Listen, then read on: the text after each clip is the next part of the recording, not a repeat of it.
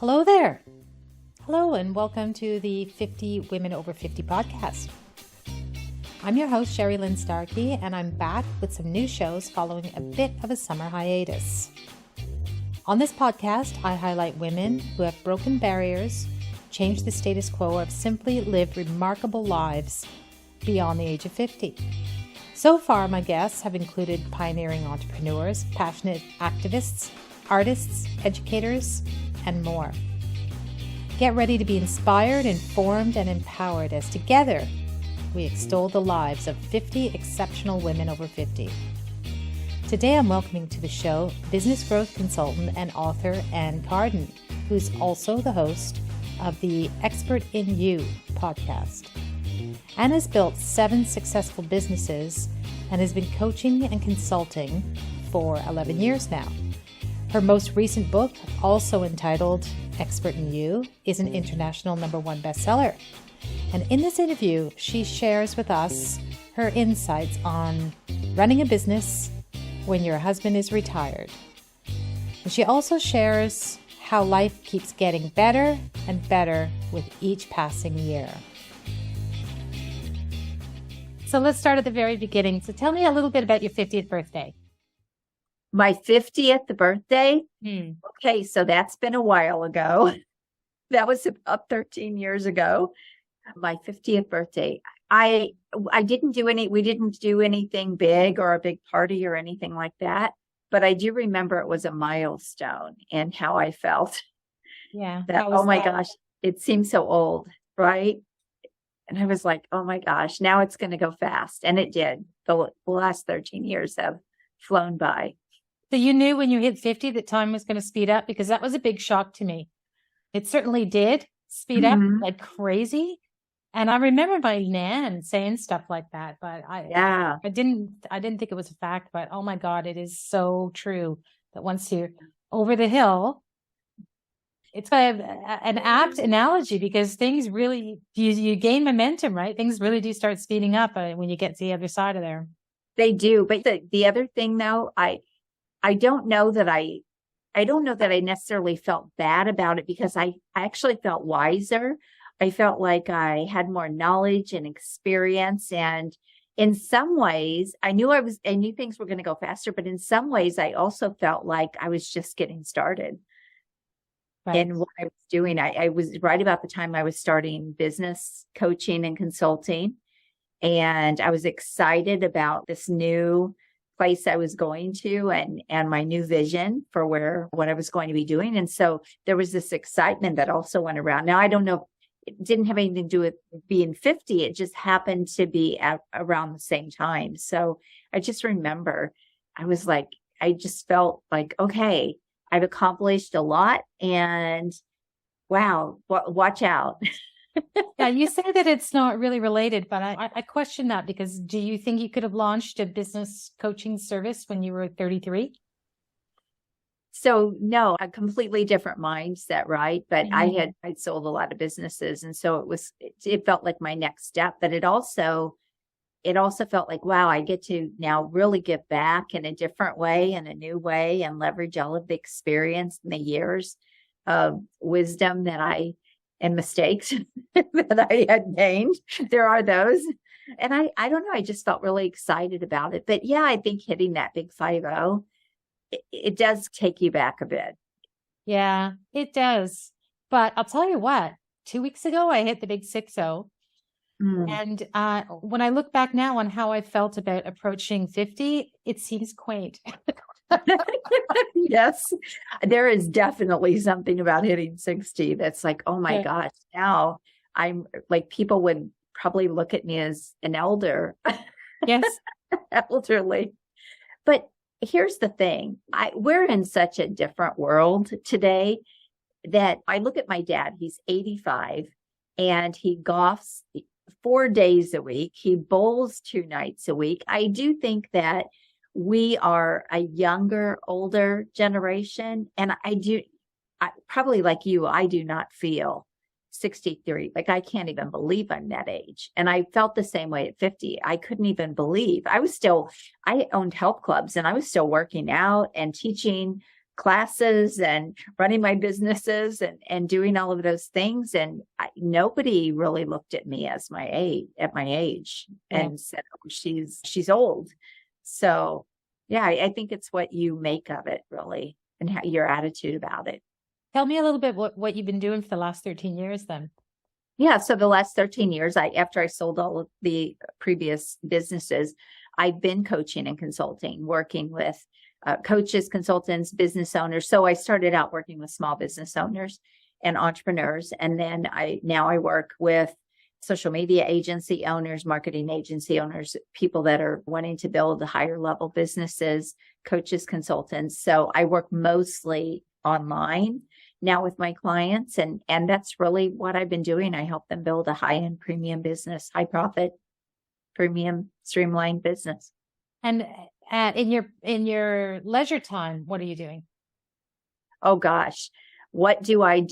I love adventurous things, but I also love family. So I have grandkids, triplet grandkids, and a new little one that will be one here in a couple of months. And so even though my family, they're not close to me, they're several hours away.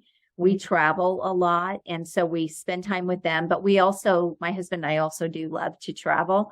We also have a condo at the lake, and nice. we travel there a lot and spend a lot of time there. And yeah, so those are my favorite things to do. But I love going places, but I mostly stay in the country because there's so much to see in the US and places that I still haven't seen. So yeah, I feel that way about Canada too. I've done some traveling in Canada, but there's more that I haven't seen that I have seen. Yes. Yeah. There's so much, right? Yeah. What advice would you give your 30-year-old self? I would say really have a growth mindset much sooner. If I had to go back even younger than that, I would say I get into business, learn business, get into business, become an entrepreneur younger and sooner. And of course, now we see the current generation doing that. But yeah, for sure. But online has had a lot to do with that. And the internet has had a lot to do with that. And we didn't always have that, right? So I wasn't exposed and I didn't have available all the things that we have today. But even with knowing that, my dad was an entrepreneur, but I never really thought about, I want to have my own business. I went the traditional route, go to college, get a job. I worked in corporate for 13 years and realized I don't want to raise my kids working a job like this and have my kids raised by other people. And so when I made the decision to leave that job and raise my kids, that's when my first business started. So if I had to look back, I would say do that sooner because I'm a believer you can build wealth and you can build a completely different life with business than what a job can ever give you. I totally agree with you about this because I've sat on both sides of it, right? Mm-hmm. I've spent some time on staff and I've spent some time running my own thing. And when I look back, the on staff times, they weren't the best times. There's some advantages, right? You have built-in community, you've got creative teams, that thing, but oh no, you got, I wish if I was telling my 30-year-old self something, I would be like, go on your own a lot earlier. Yeah, I do think that there's more opportunity today for people to easily get into business. And so there is that. There have always been opportunities out there and you can always find ways to make money and do things. But I think just knowing what I know today about the traditional education system, I don't feel the same way about it. And I would even probably have chosen a different route for my kids had I been educated on what other paths and ways that they could do things. I look at my daughter. She went for what she went to school for and the job that she has, and she's in a high level restaurant position, but she didn't need college for that. So she's not using her college education. Not that it was a waste, but she's not using it. She will though. She will. In some ways, right? Just the experience of going gives you a different perspective and stuff. So I always think there's no wasted education because it always comes back into play at some point in your life. That's for sure.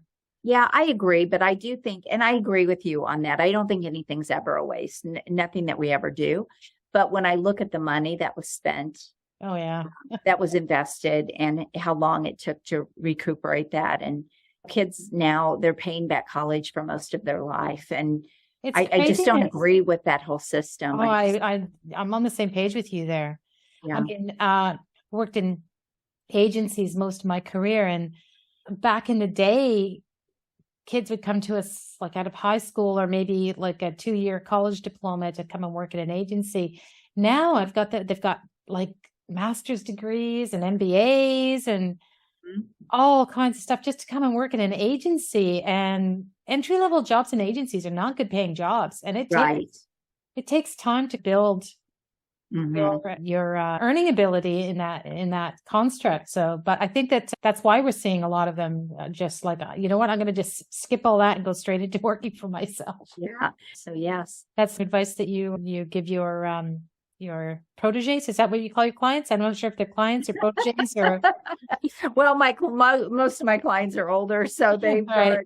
already gone the path. I don't work with really a lot of younger Yeah. people in my business, and Mm. not that there aren't a lot of them out there. It's just most of my clients seem to be 40 and up, Oh, and okay. they're really like on their next career path.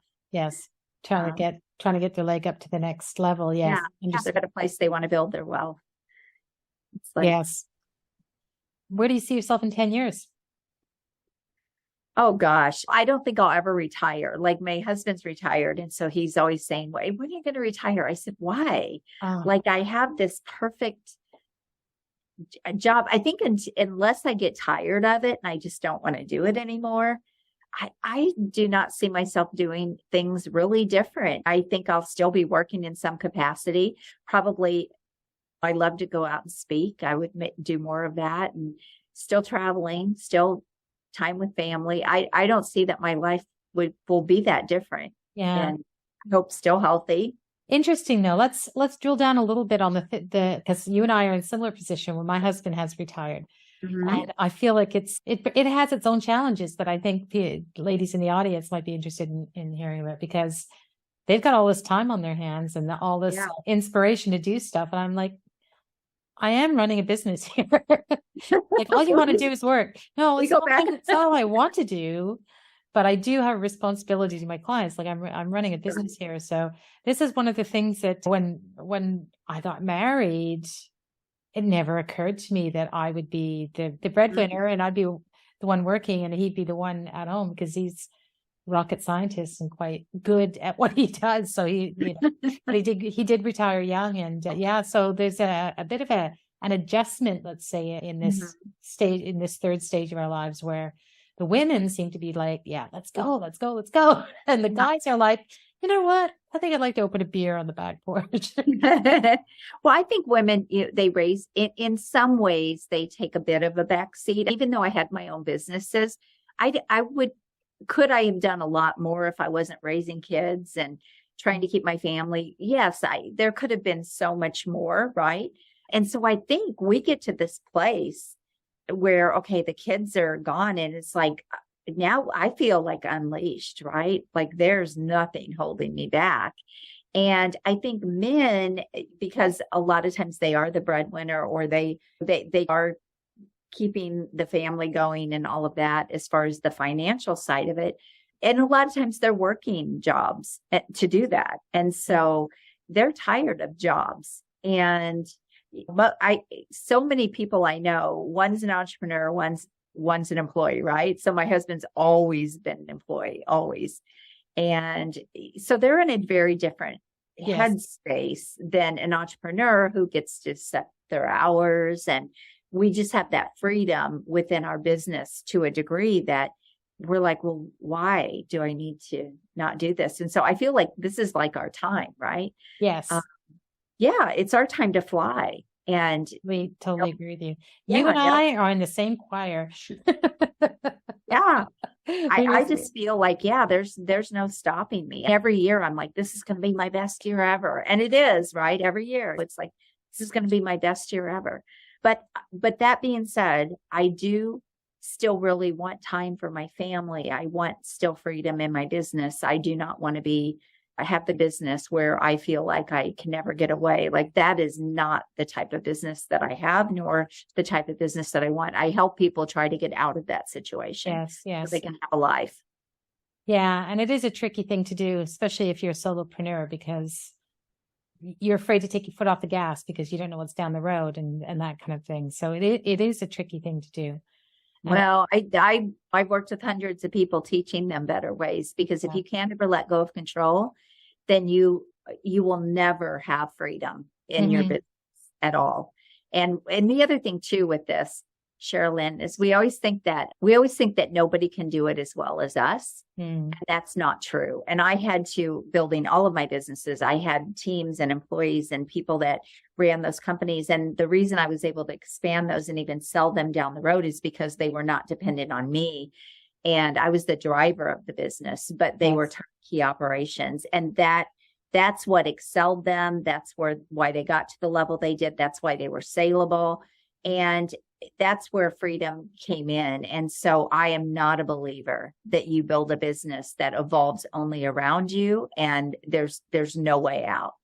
Even now, I do the things I want to do, and I have people that do the things, other things for me that take up time. So yeah, I do too much. I know that, but I do have people that help me out with the things that I don't like doing too, like the back office stuff. That's all boring. It's not creative enough for me. So yeah. What are you most hopeful about for the future? Oh gosh, what am I most hopeful about? That's a great question. Wow, not to sound negative, but it's a little scary if you want to know the truth. When I look around at where, like, I just think about the United States and the changes and the things, they haven't all been good. They just haven't all been good. I see our country going more towards socialism instead of capitalism. And I don't see that being a good thing. So honestly, I would love to say I'm super hopeful for the future, but I'm worried. And I think, and I don't worry about it, but I am worried because I see so many things that history can repeat itself, right? Oh, and history will repeat itself. It will. And it's not always a good thing. And I just feel like there's so many things that the younger generation doesn't understand about history. And we are already moving that path, going down that path. I don't know. That's not a great answer, but but you're not the only one. Like this is interview 40, right? And you're not the only woman that has answered that. Like not everybody has said it's all gonna be roses and sunshine. That's for sure. So don't feel bad about your answer. I think it's real. It's real. Yes, that's right. It's honest. Yeah. All right. Let's switch to the quick round here. Okay. What are you reading? What are you watching? What are you binging right now? Oh gosh, what am I reading? I always have about 4 books going at the same time. So some of my favorites that I'm reading are Gap in the Gain. Alex Hormozi has a new book out, 100 Million Leads, and I just started that one. Gosh, leadership. I got some leadership books by John C. Maxwell that I'm reading. So I'm one of these people. I have 4 or 5 books started at the same time. I do a lot of audio more than I do reading. Most of my reading is like business stuff, marketing stuff, sales stuff. So I do consume a lot of content, but as far as books, most of them are audio. Yeah, me too. And you know what?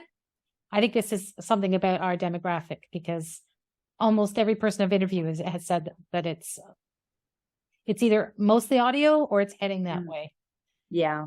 It's such a convenient way to get the experience of the knowledge and the stories without having the strain on the old eyeballs. Well, and not only that, like I love to listen to books if I'm driving in the car by myself. I love to listen to books if I'm out walking or getting some exercise in. And so to me, it's convenience more than anything. If I'm on a plane, right, I can listen to a book. So there's just so many more opportunities. Like I get motion sickness, so I can't read on a plane, but I can listen to a book on a plane. So there's just so many more opportunities to do audio books, I think. Yeah.